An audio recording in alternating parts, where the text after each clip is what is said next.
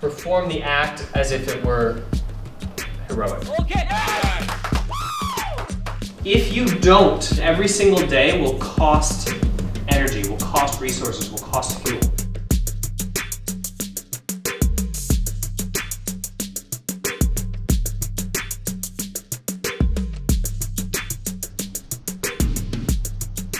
We have to get to the idea of how we go forward to this next weekend's games. And to be honest, when we went into the weekend, all of the evaluations that we tried to do, like I said, we couldn't decide who would be the best fit for the team. And we were able to see stage games, and I was able to talk to everybody again. It's really easy to see that everybody here is good enough to basically make it in the LCS. I don't want to have anybody be afraid that these are the lineups that they're going to be stuck with the entire season. But we are going to go for the full week and then into these games with like a core 5. And we're going to go with Ray and Darshan for this weekend's games. Yeah, so I was talking to people in the office and I was saying I want to have the winning combination for this team by week 3. Yeah, so this weekend we selected Wiggly and Darshan. And we are trying to be as objective as possible, using the data from last week, and just going with the strongest lineup that we can field in an attempt to win some games this weekend.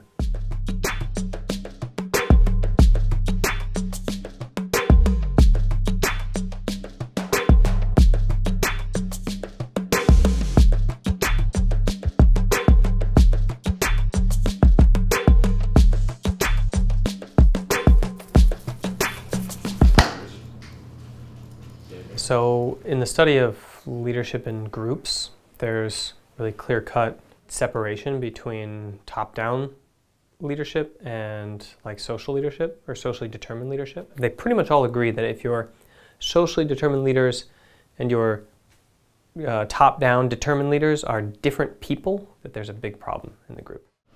There are 2 ways to think about leadership in a team. There's the informal leadership structure and then there's the formal leadership structure. The owner tells the team that like this is the captain and this is the starter and this is the non-starter, whatever. And then there's the informal structure, which is based on your guys' experiences with each other. In esport teams, generally speaking, this has failed in almost every team that I've been in, just like seeing how, you know, a coach will be like, okay, this is going to be our captain, he's going to be our shot caller. And the reason it fails is because the teams are so tight-knit. They're like little soldier units of 5 people, and so the power of these bonds and the power of what you go through trumps any sort of structure you can throw on it. CLG last year, I feel like, did not form leadership very well in that way, or at least it looked like one of the biggest problems when I was listening to comms throughout the split was there was never a consensus of 4 people all saying like this is the person whose voice is going to be the strongest and who we're going to walk behind. And whether that's because they had too many socially determined leaders or not enough leadership or not agreement about who should be the leader. So that's our mission really, really early this year, is to sort that out.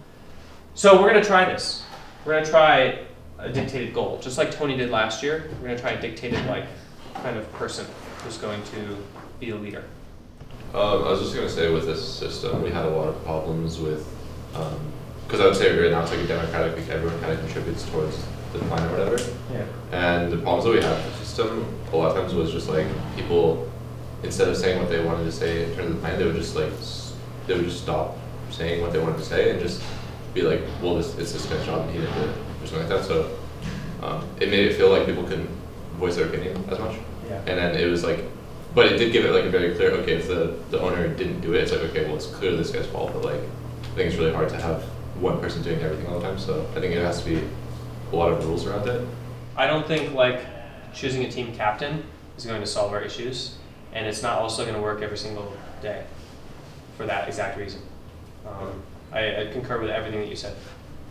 Waiting for that to organically develop is it's going to cost us games. So I think we should force the issue a little bit, test how things work out. It'll hopefully accelerate us and we'll deal with the problems. And then it will dissolve into a more democratic one where people have strong voices. Obviously, we need to create a strong socially determined leader, but we need to be formal about it because it hasn't happened organically.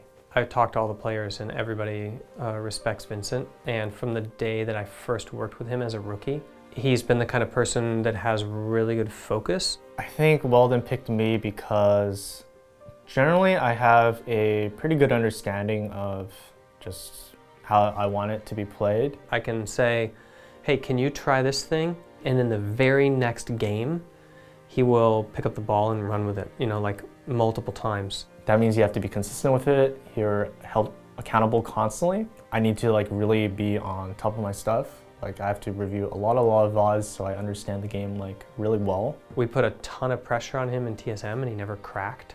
When he is consistently coordinating plays, those are some of the best plays that we do as a team. It's like you're the biggest voice in terms of the coordination during this part.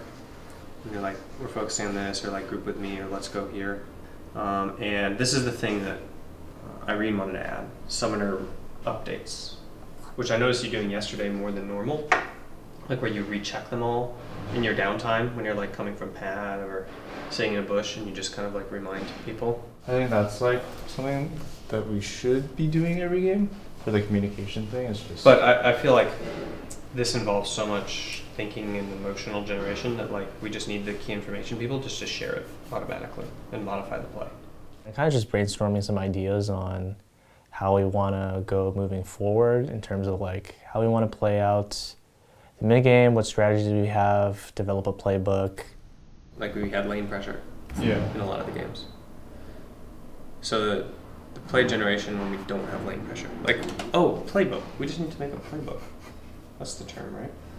If we just have language around plays that we are already running, then I think we can be those repetitive. There's always like small plays that we like go for every game maybe, but I think giving them a name, giving it like, okay, in this play, this person does this person does this, everyone has like a role, then that can be really powerful in the game because you say one word and everyone knows what to do. If the play comes up again and you don't really have a word for it and you didn't really go over it in depth, then you're gonna have to explain it again. So I like to talk about the games on the weekend as a test of how our system is going in the team. They're the highest like competitive moments in the week in terms of your internal state in your brain. You have the most chemicals like flying around, and the things that you rehearse, practice, and do here will stick with you for days, weeks, even months in terms of learning. The lessons you learn if you make a mistake or if you like make an outplay. So, or you outthink an opponent. So really concentrate on that idea of like getting better throughout the whole game. And if the game ends before you're actually good enough to beat them, like that's a different thing. But progress is the goal. And Logic Gaming came off a disappointing week one, really highlighted by roster experimentation that didn't deliver very clear answers. And this week, we get less answers and even more questions with them running Wiggly and Darshan. We might just have to give it like slowly. It's just really unlucky. Like they just pick heavy Brio. I can face check. Wait, you have no what? I have no word. I'm going. Look. Right here? We can look to fight. Yeah, Cinder's not here. I'm gonna hover. I'm on Aatrox. Just reset it. Don't fight. I can throw reset it. Do we want to fight this dragon, guys? We should, my opinion, because we're just giving everything. Yeah, we're giving up too much. Way too much. No, he ulted! Darshan, what are you doing? What? I have to warn you, this is what I'm like when I watch games. This time pops the stone plate, but a good stun there on the backside as Viper is going to dive in onto the carries. Good ult there from Don't die, Sticks Head! Well then, progress. No, progress. Comfortably able to pressure here, they will take the tier 2 in mid. And we started talking about this 20 minutes ago, Pastry, where CLG's composition is just going to outscale. Darshan will get infinitely tanky, and then they have multiple damage sources that are very reliable. Even. It looked like it, but Viper in the back. Just stunned up. Viper going to try and dive in the backside. It's FlyQuest trying to ride in and make something happen, but Darshan again keeps everybody out. Alright, let's go. Alright, let's go to team. Woo!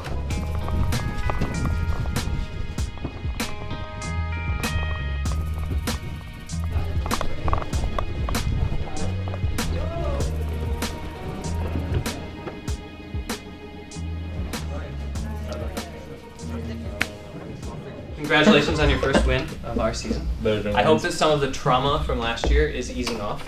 Clearly, stuff has happened. I don't know why we take care of Baron Bison a lot during around the 25 minutes until 40 minutes, you know? Actually, both the side first turret, minion destroyed. We have Tomkins, we mid push first, but we're going to Baron.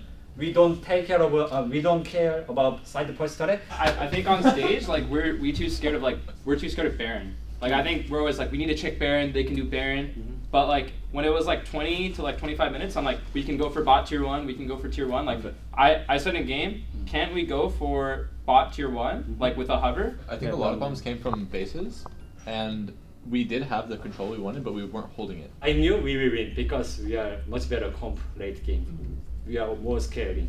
So I think, but we could have more easy win.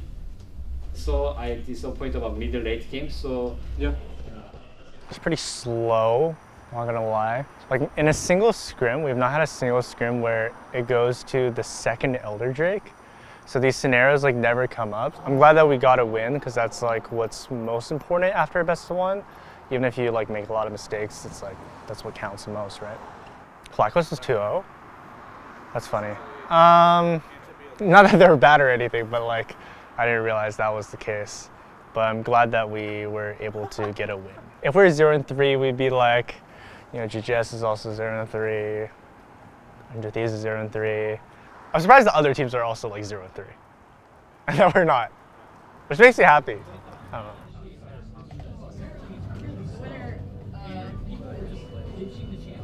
What am I what? Grateful for. That someone brings me cookies when I ask for it. That's a f***ing D-hole life right there. Cookies here are really good. You have one, Walden? They have M&M's in them. You have ulti? Yo, oh. Stop. Lee. Kill me. I threw ulti. Brom, take care, Iron Chokes. I have the flash. Victor no ult. Help me. I can double bomb in 2. Double bomb in 2. Victor no ult. Victor no ult. Does he have flash? Yes, he does. Let's go. Yeah. Free fighting? Or? Go Lee. Go Lee. No flash. I ultied. And it's thanks to that great deep vision that CLG had gotten down as a squad, giving Darshan that TP ward to get to. The light switches to green for CLG's Baron. Once again, this team is looking good as they are. It is theirs for sure. They feel like they have just outplanned, outthought C9. Okay, yeah!